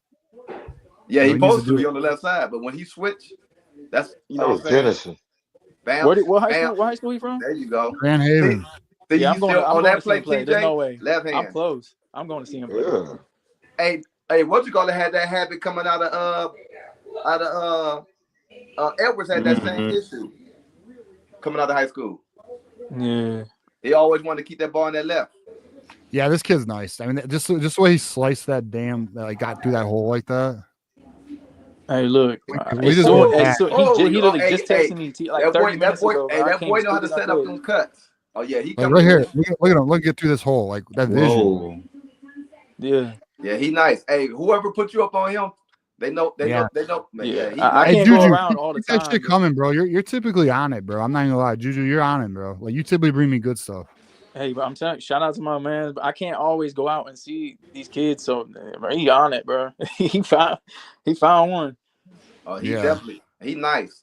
Yeah, he'll be on our radar. As soon as he learn how to motherfucker put that ball in that right arm, he gonna be real good because running to the right, the ball in your left arm takes away from your speed. Well, and it's turnover issues. Did he say what his height was? He didn't give me nothing.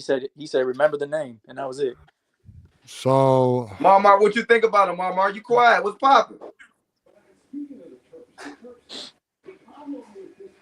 Oh, my bad, bro. I was reading something. Hey, he nice. I mean, you know what I mean? He got good feet, Marmar, and vision. But this kid benching 300 as a freshman. Bro. Yeah, that's tough, man. That's real tough. He need to get up to 315. Rep that 225. Yeah, I mean, like today's point, though, to today's point, like if you look, like he needs to get this rock into his right arm. It's in his left arm. That's vulnerable as shit. That's vulnerable as shit. And a real defense, they were keen on that. Yeah. Oh, my bad. Yeah, but I mean, he's so young. It's all good. Oh yeah, he come work out with me. I'll break him out of that shit. That's my fault. I went to his page. I bought it. Is he left-handed? He's probably left-handed. I mean, the way he carries it. Let's see. It looks like he's got his right arm now. Though. A true running back, they break you out that shit at 7 years old. Yeah, no, he's not. That's on his coaches. If we can identify that You best believe his coaches know that. But they ain't gonna tell us nothing. Say he a beast. He the man on their team. We got 23 tails in the house. Your dog's dope as shit. By the way, it looks like a little one of those little miniature pug things. Man, that boy got good ass feet, man. Let me find out. We bringing back the white running back, bro. 20. Hey, they tried with Cole Cabana. What's his name? Cole Cabana.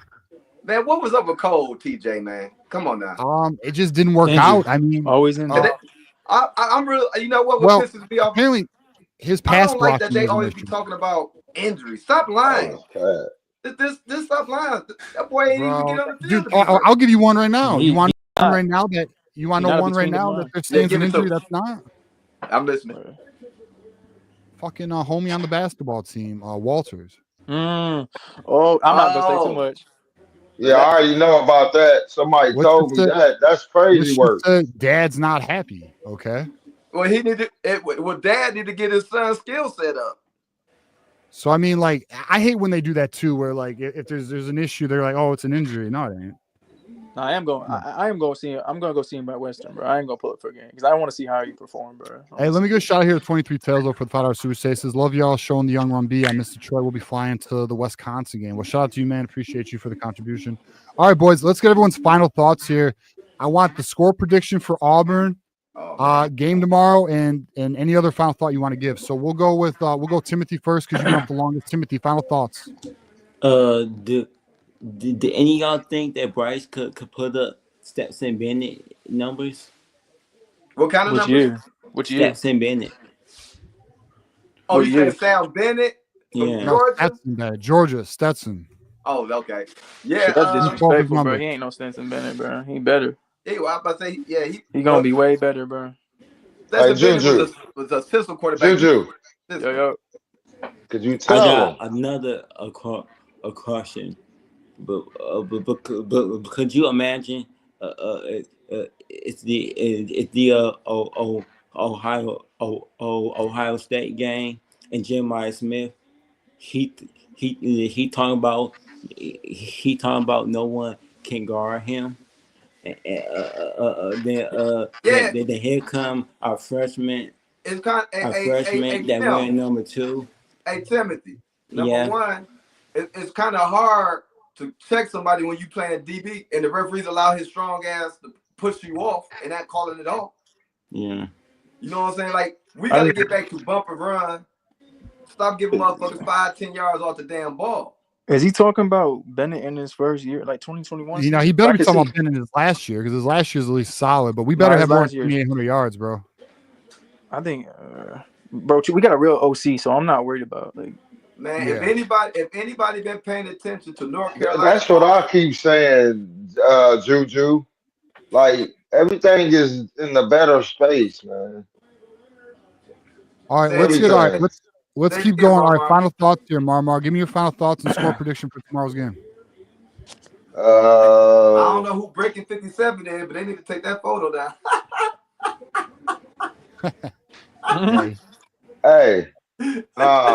That's crazy. I say 85 to 76, Michigan. There we go. Okay. Final thought, Marmar. You want to get some final thought before we get you out of here? I'm just saying, man, we coming, bro. 2025 version of Michigan, bro. We coming. You terrible. It's no days off. We coming. Marmar fucking means what he's saying, bro. We're fucking coming. Yeah, bro. Now hey, Juju share the same sentiment. We're in a better spot than we was, and it's well equipped. I'm trying to tell y'all, bro. Let him sleep. Yeah. Hey, I keep telling them, Juju, bro. Like it's crazy work. What's about to hit this field this year? Stop playing, bro. Go blue. I like I said, I can't say it because I'm a rough feather. We go undefeated. We can go undefeated. Type good. Oh, for sure. That's a might do a watch party tomorrow. We'll see. All right, Day, Juju, I got a question for you, so don't leave. Day, give us your final thoughts and score prediction for tomorrow, brother. I don't have a score prediction, but the keys to the game is taking Auburn center the best way you can out of his uncomfortability. That's the key to the game and keeping our big man out of foul trouble. Because that boy got good ass feet. He got feet like a 2-guard. Yeah. That's the only player that we got to worry about. Shit, that boy a cone on defense. And we're gonna need Ronnie Gale to score 26 points again. And now we gonna need that again, Timothy? We need to be balanced. I ain't gonna lie, bro. We relying on him for 26. I need Trey Donaldson to show up. Is what I need. I need Trey Donaldson to show up. Most definitely. Yeah. Nah, my sleeper in that game is Payton. Burnett. He was quiet Normani? since the tournament. We just need a good balanced game. Everybody with good touches, everybody good scoring, and cut them motherfucking turnovers down. Yeah, definitely turnovers. Turnovers got to be under 10. If we're going to win that game, it's got to be under 10. Juju, final thoughts, score of tomorrow's game, and I have a question about, did you see what's going on with Travis Johnson or not? Okay, I'll go to prediction first. I don't know, but this game is going to be, I think we're going to need 8 to 10 from both LJ Kaysen and Roddy Gale or Namir. Like, we got a donut from him the last game. We still won. So, I mean, I think our shooters need to score. Yeah, Book said he know how to beat them because he played them last year, his former team, and he beat them. Who did? Wolf, because he used to play for Yale, and he beat them last year. I mean, they gotta show up, but I think this game is actually gonna be like probably high 60s, high mid 70s. I do think a little defense is gonna be played. Look, boy, their center is a cone on defense. You attack him, that's the matchup. Get Danny Wolf on him, get Golden on him. They're gonna switch everything. But they're gonna do what they're gonna do. But I got us pulling out. I think 75 to 71. I really do. I think we do have the matchup to beat them. But if those two players, if they can't play, then they gonna have a long day, Auburn. Yeah, they have a clear advantage in the. Their guards are good though. Yeah, their guards is good. Because because they had two players that they got hurt in the that last game, and our backcourt, and they was told that they couldn't return. So our backcourt way deeper than theirs. We got better players in our backcourt and reserves. They're not deep enough. They got one player and everybody else play off of him. That team ain't shit without that big man. That big man, he like that. He was a Naismith, supposedly player of the year. Shit, on offense he is, bro. Defense, he a cone. And Trey Donaldson, he told me, hey, Juju, we gonna find out. His former teammates, that he about to show them what they missing out on.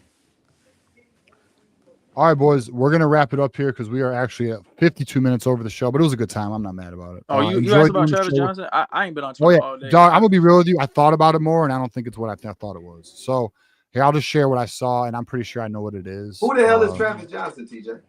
Travis Johnson is a wide receiver that I'm calling a must-get for Michigan because he's a big-time playmaker. Yeah, he is. Special. But big announcement coming soon. I do think it's about to be a top 5. But he's visiting Michigan this weekend. Surprise unofficial visit this weekend. He just visited like 2 weeks ago. He's a big time player. If I showed you his huddle tape, the 5-star? Hey, he's not a 5-star, but he's like ranked. If I showed you his huddle tape day, actually fuck it, I'll just show it. Let's just show it. This is Travis Johnson. You want to know what Travis Johnson is? I'll show you. This dude TJ, right here. Did you hear that Ron Moore might be practicing here soon? No, I didn't hear he was practicing soon, but I know Sharon Moore said that he was my guy. He was going to be ready by fall. That's my guy right there. Yeah. I'm about to start a prediction video on my page. If one of y'all feel like join in, y'all welcome. What's his page? Appreciate that, Timothy. Timothy, let the people know where they can find your page, and then watch the Travis Johnson video day. Trust me. My page is called the Thunder Redman Michigan Football Show on YouTube. Travis Johnson up under his name, y'all. Yeah, he get a little bit more polished, bro. He's gonna be special, hands. bro. He got hands on TJ. He's a playmaker, bro. He's like I hate to say this, but he's kind of a speeded space wide receiver. You give him the ball in space, he'll make plays, bro. I hate TJ. I hate that you. This is that's him running remind me of Gaddis, bro. Josh Gaddis ruined that term forever. How tall is he, TJ?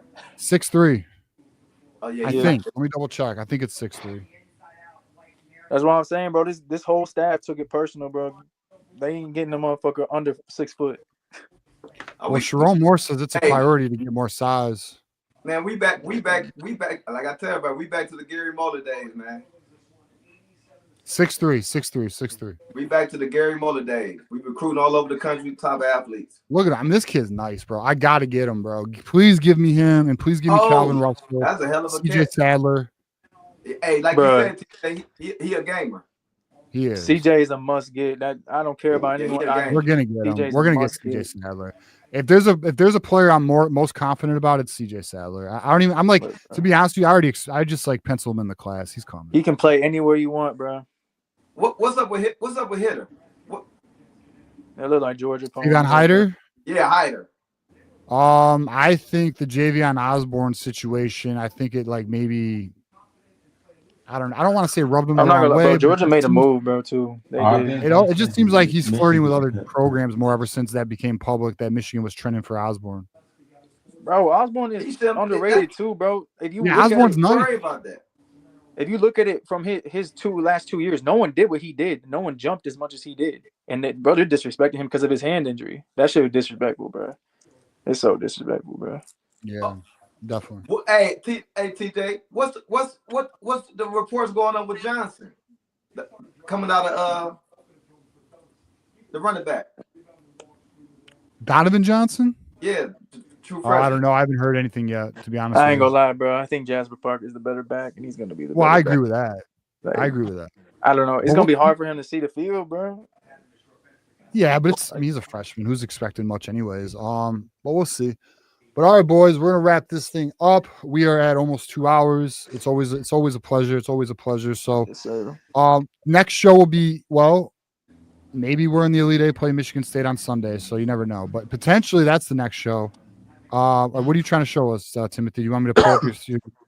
No. I'm starting the live on March show in a minute. I'm doing the prediction show. Okay. All right, buddy. All right. Well, let us know if you want us to promote, baby. 313, you feel me? Next show Tuesday, 8 p.m. Be on the lookout. Sunday potentially. Yes, as you guys know, it is always go blue. All right, Tim. All right, TJ, Mark, Juju.